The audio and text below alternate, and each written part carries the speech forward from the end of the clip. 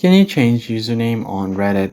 In this tutorial, we're going to see if you're able to change your username on Reddit. First thing you do is simply open up the Reddit application. And once you're here, you can just go ahead and make sure that you're logged in. So if you already have set up your username, then you should not be able to change your username because Reddit only lets you set your username at the beginning of your profile setup. So if it's your new account and that you're trying to set a username of, and let's say you've continued on with your Google, you can tap on the top right corner on the profile, and then from there you should be able to find your profile name. Just tap on it and Reddit will automatically send you a pop-up to keep your current username or change it. But even if I go to my profile and go to edit, I'm only able to change my display name, but I'm not able to change my username. So if I just go ahead and try to do that from the settings, you can just tap on the three dots at the top left. Here I'll be able to see all of the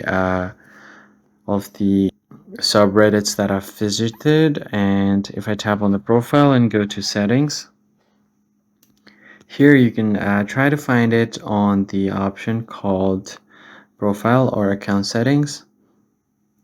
I'm not able to change the username, rather I'm only able to change the entire profile.